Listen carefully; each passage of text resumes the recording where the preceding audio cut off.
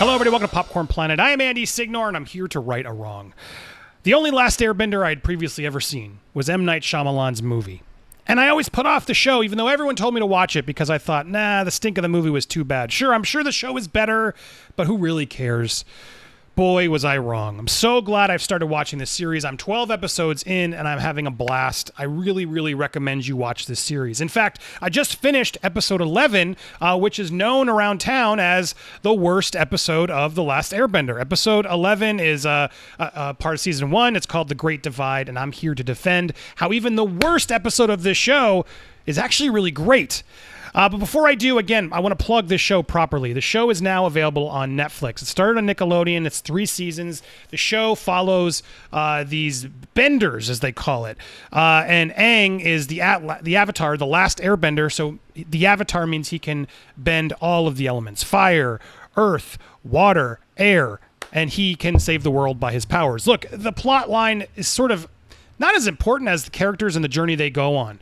Katara and Sokka, who I love, are the last sort of waterbenders of their waterbender tribe. He's not. Sorry, I'm still learning, guys. She's a waterbender. He's part of the tribe where they live. And I love these two characters. They're so fun. They meet Aang in a glacier to sort of start the journey. They find him. They unearth him. And he's been like Captain America, frozen for 100 years.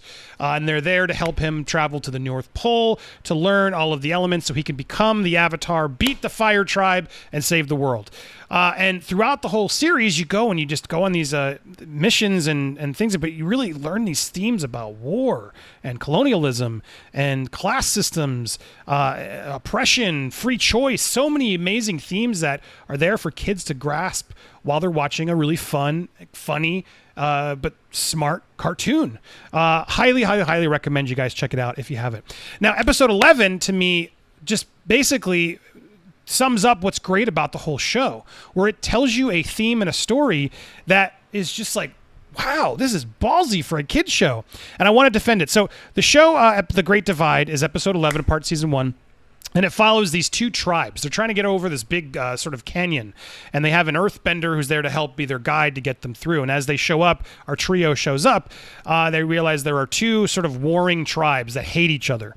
I make sure I forget. The Gang Jin tribe, who's like well-mannered, they're clean, they're dressed, white fabric. And then the Zhang tribe, who's more dirty and primitive, dressed in garments of animal skin.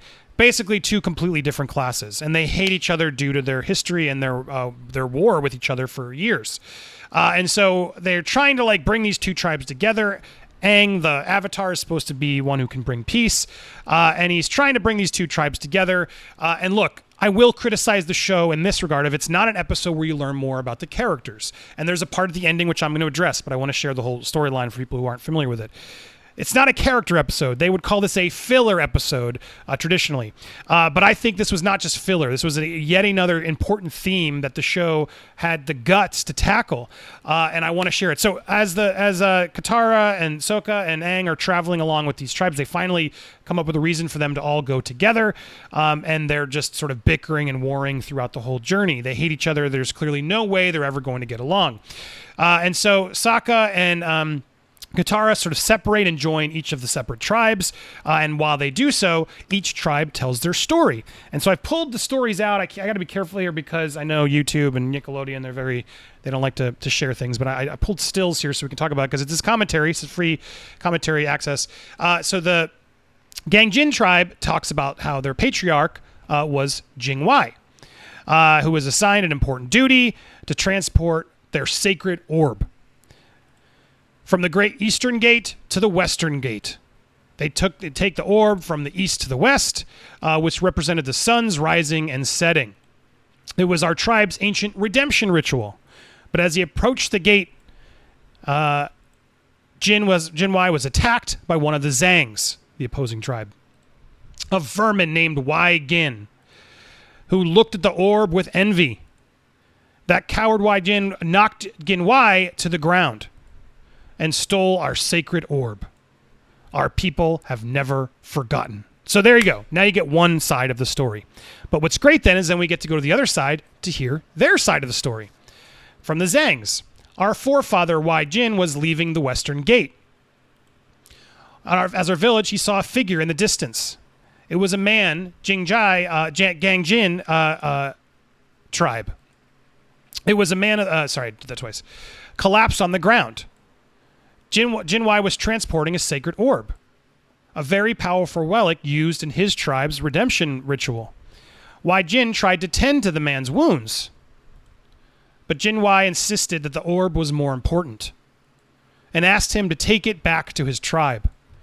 Kind, Wai Jin promised to send help for the man. But as Wai Jin crossed the border, he was arrested. Instead of thanking him for his kind and selfless deed, he was locked in prison for 20 years. I think it's 200 years. I didn't pull that right. We Zangs will never forget that injustice. So there you go. You have this sort of story where you're realizing both tribes have different sides to the story, which is how it often is. Warring countries, warring religions, warring anybody's. There are always actually three sides to every story. Their side, the other side, and usually the truth. Now, this is where things get interesting. Finally, at the end of the episode, Aang reveals, because he's been, away for 100 years, that he was actually there. No, I mean, I really knew them because he was, 100 years ago, I knew those two guys. There seems to be a lot of confusion about what happened. First of all, Jinwai and Wai Jin weren't enemies. They were brothers, twins, in fact. And most importantly, they were 8. And they were just playing a game. The sacred orb from the legend was the ball. And the eastern and western gates were the goalposts. Jinwai had the ball and was running towards the goal when he fell and fumbled it. Wai Jin didn't steal the ball. He picked it up and started running it back towards the other goal, but he stepped out of bounds. So the official put him in the penalty box. Not for 20 long years, but for 2 short minutes. There was no stealing and no putting anyone in prison. It was just a game. So he tells these two tribes who've been warring forever, look, you guys didn't even have your story straight. You're believing something that's not even accurate. I was there. Here's what happened. I suppose it's time we forget the past and look towards the future. And so here Aang brings these tribes together. This lesson that stories from history sometimes are rewritten. Sometimes we're believing things that may not actually be true just because we're raised a certain way.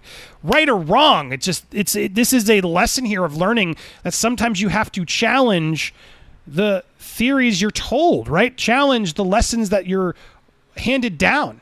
Now, where the episode goes off on a path which makes a lot of fans angry is the following moment. That's finally at the end, he brings the tribes together, and then Sokka comes and says, well, that's some luck that you knew Jinwai and Wai Jin. And Aang goes, you could call it luck, or you could call it lying. What? I made the whole thing up. Literally, the end of the episode is this. I made the whole thing up. They go, what? And then Katara goes, that's so wrong. And literally I'm not cutting anything. The end of the episode is Aang going, now where's that custard tart? I am starving. Now look, I'll give you, there's ways they could have wrapped up that ending without him lying, saying, look, sometimes there's no other way. In order to achieve peace, we had to sort of rewrite the history so they could move forward together, right? There are ways Aang could have been wiser.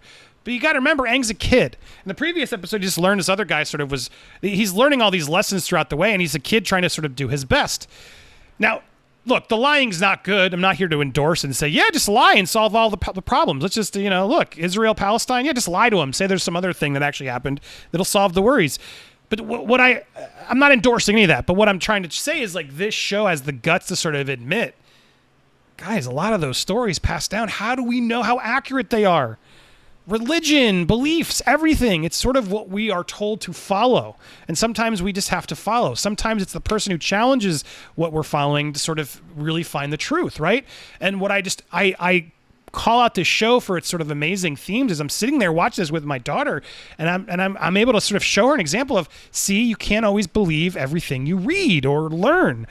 Some of these stories are lessons. Some of these stories it's faith or things you want to believe in or things you use to base your own moral systems, right? But sometimes you still do have to step back and realize, well, I can't just follow what I'm told to do all the time. Sometimes you do have to stand up and challenge the status quo, or challenge history, or rewrite history. And right now, today of all time, in 2020, with all the movements we're going through, people toppling Christopher Columbus statues, etc., it's more prevalent now than ever.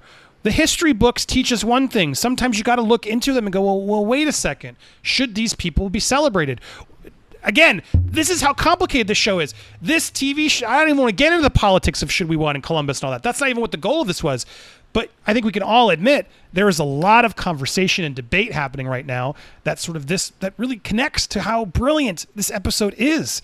Teaching kids, well, one, you shouldn't lie. It's not good. That's wrong. You shouldn't lie. Absolutely. He shouldn't have lied. But it shows just how anybody can come forward and say, I'm the chosen one. I was there. And they just believe it. That's how crazy sometimes it can be. So this episode, to me, while sure, it doesn't really add to the characters we know and love, I do think it has some funny moments, has some exciting moments, and it teaches a very strong lesson. And an importance is like, well, look, Aang shouldn't have lied there. But did you see how quickly they believed him? That's something that I think is very important to teach and learn. We have to always be careful. Now, we shouldn't grow up and be complete cynics and not believe everything. One could argue that about religion, but I completely support religion. It is a faith-based system that people need to follow, that people choose to follow. But even that can sometimes be dangerous, right? So that's my point of having these conversations in a kids show, having these opportunities to really teach about these important issues that the Last Airbender does.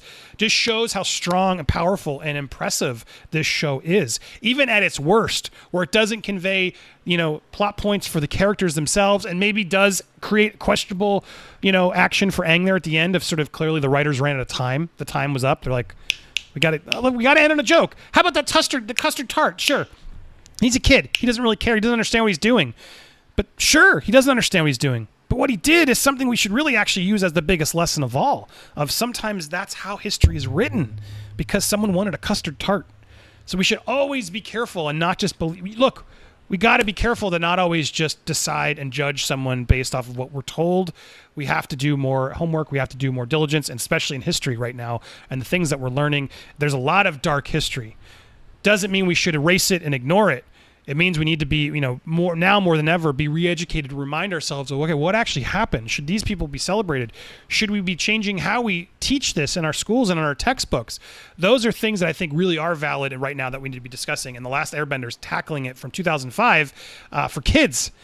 So wherever you stand on the issues, you got to admit this episode is challenging people and bringing up topics that what other kid show on Nickelodeon is bringing these types of loaded but important issues? That's how good the show is. That's why I wanted to defend this episode. I think a lot of people are ignoring how important and big that storyline was, and just how crazy in a kids program it was to have a story such as that, along with so many other ones. The previous episode where we meet Kit, was it? And he, again, I don't want to spoil it, but there's sort of a twist there where you realize you gotta be careful who you trust. All of these types of things I think are so important and are why I'm really enjoying this show, because it challenges the status quo of even cartoons to really go and do tough topics, but do it with fun and funniness and great characters that you're rooting for. Man, I love, I can't even believe it, but I'm going to his last name, Uncle. Say it right, Uncle, because I'm still new to this, but Zuko's Uncle Ira. I love him. He's there, sort of, you have this villain in Zuko, but then you have his uncle there who's really kind-hearted, seemingly kind-hearted so far. I'll see where the show goes. But it's just amazing to watch sort of like him trying to keep his own sort of evil nephew in check and having him even learn, to where you can have sort of even the villains learning lessons and understanding why they're maybe in the wrong path. It just shows the layers that are happening in this show, and that I applaud for it. So I love this show so far. I can't wait. I will do more updates as I go, but I wanted to do something, and I thought, you know what? Let's review the worst episode. Do you guys think this is the worst episode? Don't spoil the show for me in the comments below. Please be nice. Don't spoil. I'm still trying to enjoy it. But what do you think is the worst episode for those? I might even just avoid these comments because I don't want to get spoiled. But what do you think is the worst episode? Is this one actually the worst episode? Are there episodes coming up that I should be more wary of? Tell me down in the comments below. Thanks so much for watching. Tell me me your best episode as well of Last Airbender. Tell me, are you a person who's always been told to watch this but have been putting it off? Will you reconsider? Check it out on Netflix before the live action one comes. I think you should definitely check it out. It's worth it, especially if you've got kids in that sort of 7 to 10, 15 age range. Perfect. That's all I got for now. Stay tuned for more videos. Be sure to subscribe. You can always hit me up on social media down below at Andy Signor. Thanks so much. See you soon.